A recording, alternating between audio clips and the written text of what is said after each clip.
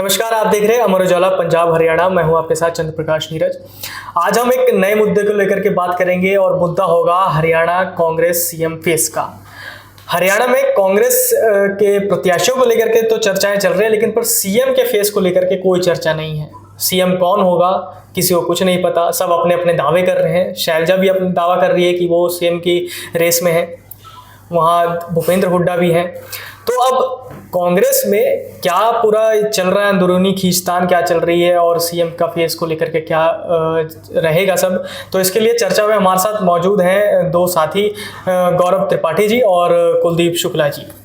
तो इन दोनों के साथ में हम पूरी जानकारी लेंगे, क्योंकि खबरों का ये सब पूरे इनके पास इनपुट आता रहता है कि क्या चल रहा है पूरा हरियाणा कांग्रेस का और हरियाणा की राजनीति में। तो अब हम उन्हीं से जानते हैं। गौरव सर, सबसे पहले आपसे शुरुआत करते हैं कि हरियाणा कांग्रेस को सब चीज़ों को लेकर के बातचीत चल रही है, प्रत्याशियों को लेकर के भी बात चल रही है, लेकिन पर सीएम फेस को लेकर के बात नहीं चल रही है। कहीं ना कहीं हर कोई दावा कर रहा है कि सीएम के रेस में हम हैं, शैलजा कह रही हैं, हुड्डा भी कहीं ना कहीं अंदर से इनका है कि सीएम के रेस में है, कहीं ना कहीं दीपेंद्र हुड्डा भी चाह रहे हैं अंदर से कि वो हो। तो क्या चल रहा है पूरा कांग्रेस में? भूपेंद्र सिंह हुड्डा विधायक दल के नेता हैं और सीएम फेस थे, लेकिन उसके साथ साथ पार्टी ने शैलजा सुरजेवाला उनको भी पूरी तवज्जो दे रखी है और वो भी पूरी रेस में है। शैलजा विधानसभा चुनाव लड़ने की भी अपनी इच्छा जता चुकी हैं और ये कांग्रेस की रणनीति भी कह सकते हैं।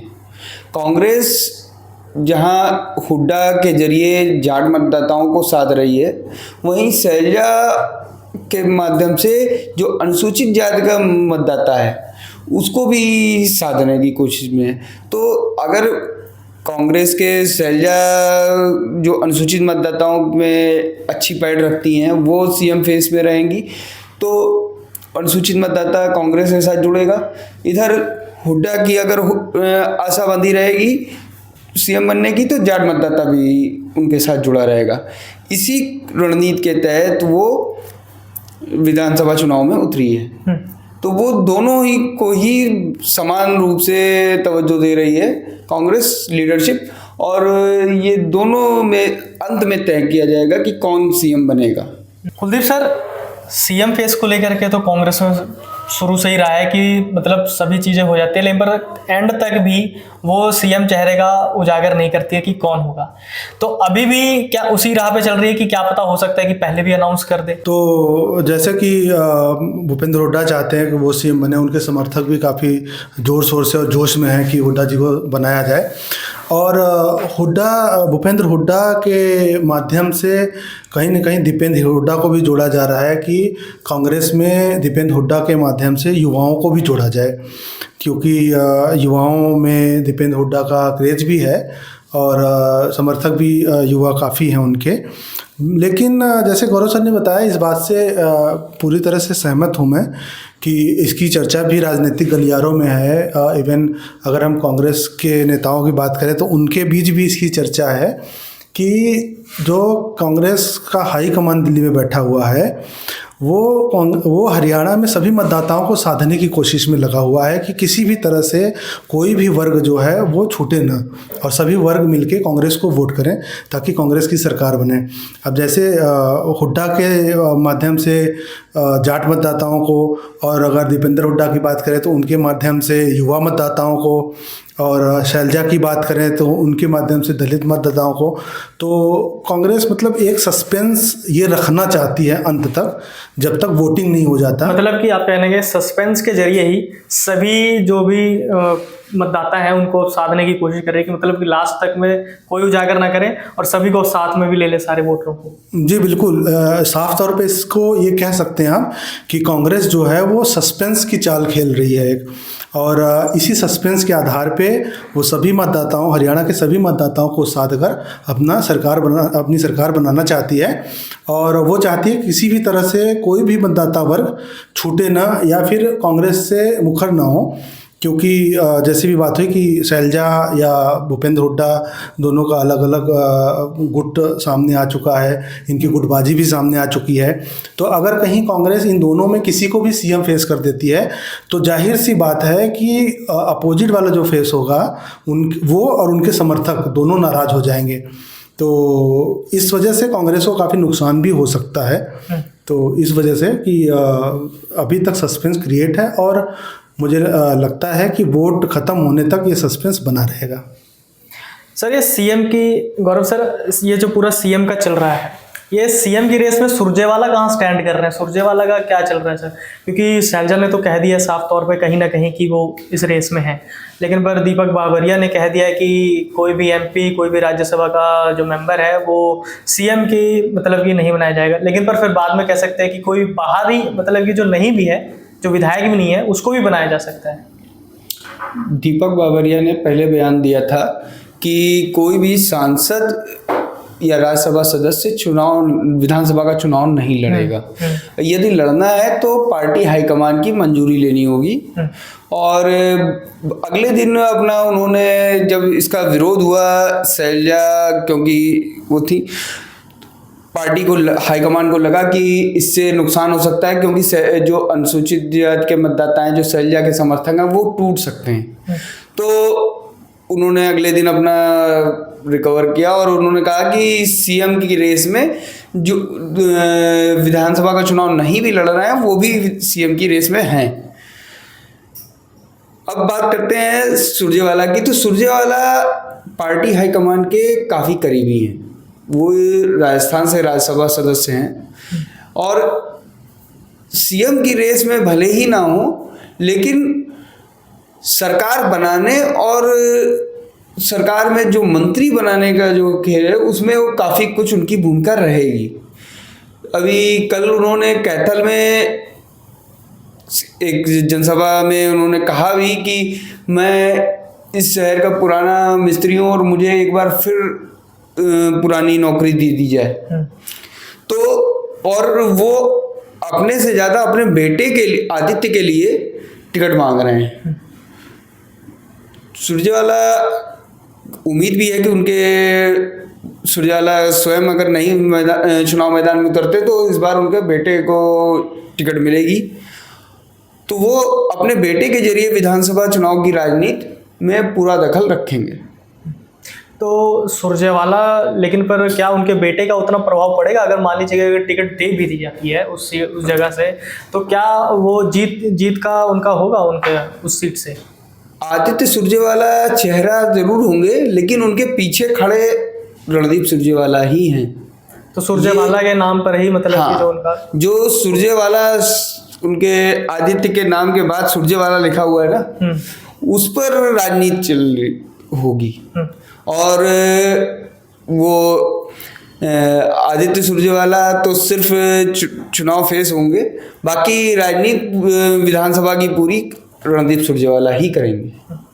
तो कुल मिलाकर के सीएम फेस तो अभी तो घोषित नहीं होगी जी प्रत्याशियों को लेकर के, लेकिन पर कल तक है कि एक बात सामने है कि 22 जो सिटिंग एमएलए हैं उनको टिकट कहीं ना कहीं दी जा रही है। बावरिया का ऐसा बयान आया है जी। तो उसमें कुछ नाम ऐसे सर कि जो मतलब कि हो सकता है कि मिलेगा ही मिलेगा जो सिटिंग एमएलए में। देखिए, सिटिंग एमएलए में सिर्फ एक वरुण चौधरी को छोड़ दीजिए, वो लोकसभा चुनाव जीत गए हैं तो वहाँ से नया चेहरा है। बाकी एक दो इनके विधानसभा 3 ऐसे हैं जो दाग लग गया है, जिसमें सोनीपत से सुरेंद्र पवार हैं, समालखा से धर्मपाल छोकर और नूह से मामन खान।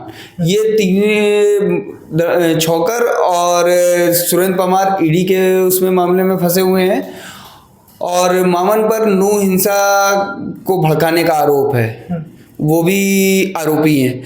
इन 3 से जो वर्तमान में विधायक हैं, इनको टिकट मिलने में मुश्किल आ सकती है, लेकिन बाकी सभी को पार्टी टिकट दे सकती है। सर, कुलदीप सर, मैं आपसे ये जानना चाहूँगा कि अब शैलजा का तो है कि वो अपना सीएम का तो कह रही है, लेकिन पर कल का एक जो पूरा देखने को मिला, जो भाजपा में गए देवेंद्र बबली कहीं ना कहीं पूरा उस तरह से समर्थन में दिख रहे थे शैलजा के, और शैलजा उनके दफ्तर में जा कर के बोली कि आगे जा कर के भी हमने अपना पूरा आपका समर्थन चाहिए और रहेगा पूरा। तो ऐसा तंवर का भी रहा था, अशोक तंवर का भी, कि वो साथ में रहे थे, लेकिन पर फिर पूरा ही सब कुछ बदल गया, लेकिन पर टिकट नहीं मिला। देवेंद्र बबली का भी ऐसे ही है कि टिकट नहीं मिला तो हार मान करके भाजपा में गया, और वहाँ कहीं ना कहीं उनसे उम्मीद है कि भाजपा से टिकट मिलेगा। तो क्या लग रहा है कि देवेंद्र बबली को टिकट मिलेगा, और अगर टिकट मिलेगा तो क्या वो उस सीट पर जीत दर्ज कर पाएंगे? देखिए, देवेंद्र बबली जजपा और जब भाजपा का गठबंधन था, गठबंधन की सरकार थी, तो उसमें जजपा के नेता थे और मंत्री भी थे। तो जजपा का जब गठबंधन भाजपा के साथ टूटा तो देवेंद्र बबली ने उसके बाद जो चुनाव, लोकसभा का चुनाव आया, लोकसभा के चुनाव में देवेंद्र बबली ने जजपा में रहते हुए भी शैलजा के हित में प्रचार किया था। तो कहीं ना कहीं उन्होंने इस चीज़ को खुला मतलब वो कर दिया था कि वो कांग्रेस ज्वाइन कर रहे हैं, वो शैलजा गुट में शामिल हो गए हैं, और उनको आश्वासन भी कहीं ना कहीं पूरी तरह से था कि आप कांग्रेस में आएंगे और आपको टिकट मिलेगी। लेकिन जब वो जजपा छोड़ के कांग्रेस में आए बगैर ही टिकट भी मांगने लगे, और प्रदेश अध्यक्ष जो कांग्रेस के हैं दीपक बावरिया, उन्होंने साफ कर दिया कि बबली जी को टिकट नहीं दिया जाएगा। तो जो 4.5 साल गठबंधन की सरकार रही और जजपा में जो मंत्री रहे भाजपा के साथ मिलकर काम किया, तो कहीं ना कहीं भाजपा के हरियाणा भाजपा के नेताओं के साथ भी देवेंद्र बबली का लगाव रहा होगा, और देवेंद्र बबली इस चीज़ को आश्वस्त करके गए होंगे कि कांग्रेस से टिकट नहीं मिलेगी तो भाजपा से टिकट मिलेगी। तो कांग्रेस से तो उनका मतलब क्लियर ही हो चुका है कि टिकट नहीं मिल रही है, तो अब वो भाजपा में चले गए हैं। अब रही बात टिकट मिलने की, तो मुझे लगता है कि उनको आश्वासन होगा टिकट मिलने का, और बाकी जीत का तो ये है कि मंत्री रहे हैं, उनके काम पे निर्भर करता है कि क्या काम किया उन्होंने, क्या वोट बैंक है उनका, क्या अपना वर्चस्व है देवेंद्र बबली का अपने क्षेत्र में, और कहाँ से टिकट पाते हैं, वो भविष्य पे निर्भर करता है। सर, अब हम चर्चा करते हैं आज का बिल्कुल जो बावरिया का जो बयान आया है कि संजय सिंह का सबसे पहले लेते हैं कि गठबंधन को लेकर के हरियाणा में आम आदमी पार्टी और कांग्रेस का, तो राहुल गांधी का सुनने में आया कि बैठक में उन्होंने इस बात को तवज्जो दी कि इंडिया गठबंधन के तहत में आम आदमी पार्टी और कांग्रेस साथ मिलकर के चुनाव लड़े।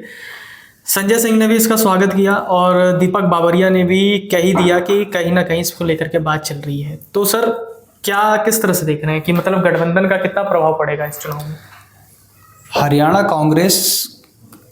हरियाणा विधानसभा चुनाव में किसी भी तरह के गठबंधन को लेकर तैयार नहीं है, लेकिन कांग्रेस हाईकमान अपनी जो गुजरात और मध्य प्रदेश में हार हुई है कांग्रेस की, उसको देखते हुए गठबंधन करना चाह रही है, या जो अपनी पार्टियों के साथ वहाँ उन्होंने गठबंधन नहीं किया और उससे पार्टी सिमट हार गई, सत्ता में आने की जो संभावना थी वो भी आने की संभावनाएं ज़्यादा थी, उसके बाद भी हार गई।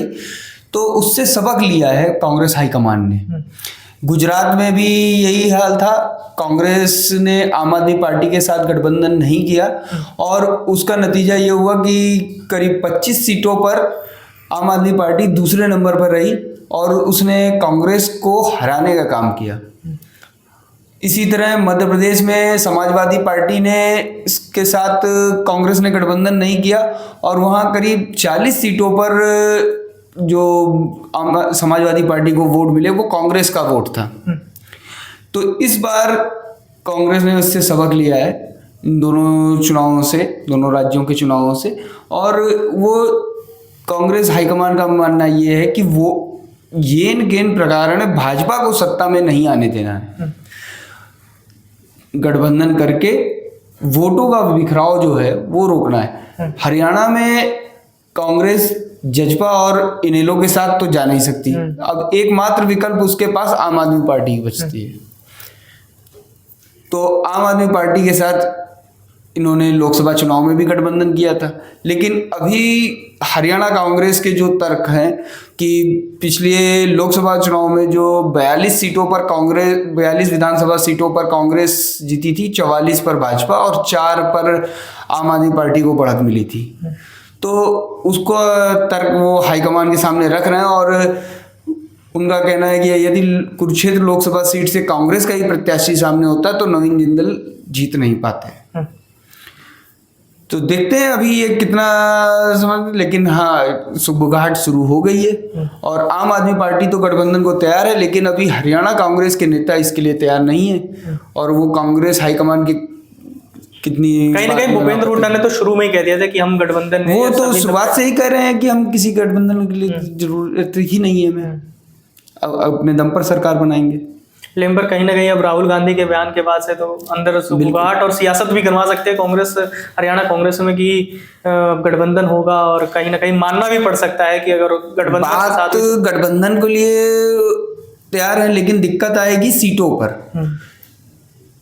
आम आदमी पार्टी पंजाब और दिल्ली से लगती हुई 20 सीटों पर अपना दावा ठोकने के लिए तैयार बैठी हुई है। वो लगभग 20 सीटें कांग्रेस से मांगेगी 90 में से। तो 90 में से ये कौन सी 20 जो दिल्ली से और उससे जुड़ी हुई सीटें हैं, उसमें आम आदमी पार्टी के कुछ नेता लंबे समय से तैयारी भी कर रहे हैं चुनाव लड़ने की, वहाँ अपनी ज़मीन तैयार कर रहे थे। तो वो कितना उसको कर पाते हैं ये अभी आगे देखना होगा। सीटों पर कितनी सहमति बनती है, इस गठबंधन की जो जमीन है वो सीटों पर आधारित होगी। कितनी सीटों पर दोनों दलों की सहमति बनती है, उस पर यह गठबंधन आगे चलेगा। कुलदीप सर, मैं आपसे ये जानना चाहूँगा कि गठबंधन की बात हो रही है आम आदमी पार्टी और कांग्रेस की, तो इसमें अब एक जो आ जाता है समाजवादी पार्टी का भी, तो समाजवादी पार्टी को क्या इस गठबंधन में मिलेगा सीट का? अगर ये पूरा सीटों का बंटवारा होता है, कहीं ना कहीं समाजवादी पार्टी को भी कंसीडर किया जा सकता है गठबंधन में। एक्चुअली समाजवादी पार्टी का वही जो मांग है यहाँ पे हरियाणा में, तो समाजवादी पार्टी शुरुआत में हरियाणा विधानसभा में 11 सीटें मांग रही थी, लेकिन बाद में जब उनकी बात हुई या फिर जैसे नेता प्रतिपक्ष हरियाणा के पूर्व सीएम कांग्रेस नेता भूपेंद्र हुड्डा ने साफ कर दिया कि पहली बात तो हरियाणा में कांग्रेस का किसी के साथ गठबंधन नहीं होना है, और दूसरी बात यह कि समाजवादी पार्टी को हम कोई सीट दे रहे हैं या ना दे रहे हैं ऐसी कोई बात चल नहीं रही है। लेकिन बाद में जो हाईकमान कांग्रेस हाईकमान से बात हुई तो उन्होंने आपस में जो बातें की तो उस पर आके ये हुआ कि बाद में समाजवादी पार्टी वालों ने बोला कि हमें 5 सीट आप दे दीजिए, और जो अहिरवाल बेल्ट की 5 सीटें हैं जिसमें उनका ये तर्क था 5 सीटें वो मांगने की कि वहाँ पे एक तो प्रवासी जो मतदाता हैं वो सबसे ज़्यादा हैं, और दूसरे वहाँ पे यादव और मुस्लिम बाहुल्य मतदाताओं की संख्या भी ज़्यादा है। तो समाजवादी पार्टी का ये दावा था कि इन बेल्टों पे मुस्लिम मतदाता, यादव मतदाता और प्रवासी मतदाताओं को साधते हुए हम ये सीटें निकाल सकते हैं। तो 5 सीटें उन्होंने मांगी, लेकिन अभी भी फ़िलहाल इस पे सहमति बनी नहीं है, और इस पे भी समाजवादी पार्टी और कांग्रेस दोनों के हाईकमान के जो नेता हैं वो इस पे बातचीत कर रहे हैं। हालांकि इस बीच में अभी एक पेंच और फंस गया है कि जैसे समाजवादी पार्टी और कांग्रेस ने अभी पिछली लोकसभा में जो यूपी में चुनाव लड़ा था, तो उसमें गठबंधन में कांग्रेस को समाजवादी पार्टी ने 17 सीटों पे सहमति दी थी और 17 सीटों पे कांग्रेस चुनाव लड़ी थी। तो समाजवादी पार्टी और कांग्रेस दोनों का प्रदर्शन उस लोकसभा में बहुत बेहतर रहा। समाजवादी पार्टी भी तकरीबन 35+ सीटें उनकी आई हैं वहाँ पे। तो अब वहाँ पे अभी ये पेच फंस रहा है फिलहाल रिसेंट में कि यूपी में भी 10 सीटों पे उपचुनाव होने हैं। अब उपचुनाव में जो हरियाणा में सपा की स्थिति है, वहीं यूपी में अभी कांग्रेस की स्थिति बन गई है। जैसे यहाँ पे वो कांग्रेस से सपा सीटें मांग रही है, वैसे वहाँ पे सपा से कांग्रेस सीटें मांग रही है। अब वहाँ पे ये पेश है कि कांग्रेस कह रही है कि आप हमें 5 सीटें दीजिए 10 में। 5 सीटें वो एक्चुअली 10 सीटें जो यूपी वाली थी उसमें 5 सीटों पे तो सपा थी, उसके अलावा जो 5 और सीटें थी वो 3 बीजेपी की और 2 उनकी एनडीए सहयोगी पार्टियों की थी। तो कांग्रेस का कहना कि जो एनडीए की 5 सीटें हैं वो हमें आप दीजिए और 5 सीटें जो आपकी थी उस पर आप लड़िए। तो अभी यहाँ भी ये पेच फंसा हुआ। अभी हम ये कह नहीं सकते कि सीटों पे क्या डिसीजन होगा, क्योंकि हरियाणा में अब वहाँ पे अगर यहाँ पे सीटें नहीं देते हरियाणा में तो यूपी में पेच फंसेगा। और कहीं ना कहीं यूपी बड़ा बेल्ट है और मतलब भारतीय राजनीति में उनकी जो लोकसभा या विधानसभा दोनों की बात करें तो सीटों की संख्या भी बहुत ज़्यादा है। तो कांग्रेस कहीं ना कहीं वहाँ भी ये सपा के साथ गठबंधन करके मतदाताओं को साधने की कोशिश करेगी, अपना जो दायरा है बढ़ाने की कोशिश करेगी। तो अभी कांग्रेस के हाईकमान को सोचने पर मजबूर कर दिया है कि यहाँ पे सीटें इनको दिया जाए या ना दिया जाए। तो इस पर अभी चर्चा चल रही है, इस पर अभी हाईकमान, दोनों हाईकमान की जो मीटिंग चल रही है, बातें चल रही है, लेकिन अभी तक कुछ क्लियर निकल के नहीं आया है कि कितनी सीटों पर क्या बन रहा है इनका। तो आज हमने जाना कि हरियाणा में CM face, Congress CM face को लेकर के क्या कुछ चल रहा है और साथ ही कांग्रेस और आम आदमी पार्टी के गठबंधन पर भी बात चल रही है। हालांकि अभी इसको लेकर कुछ भी फाइनल नहीं है। अब समाजवादी पार्टी का भी ऐसा ही सुनने को आ रहा है कि वो भी, उन्होंने 5 सीटों की मांग की है। अब ये पूरा गठबंधन अगर होता है तो क्या इस पर कितना असर पड़ता है वो तो आने वाला वक्त ही बताएगा। लेकिन पर अब हम अगले वीडियो में फिर से मुलाकात करेंगे एक नए मुद्दे के साथ में। तब तक के लिए नमस्कार। अगर आप ये वीडियो YouTube पर देख रहे हैं तो हमारे चैनल को सब्सक्राइब करें और बेल आइकन को दबाना ना भूलें। अगर आप Facebook पर ये वीडियो देख रहे हैं तो हमारे पेज को लाइक करें।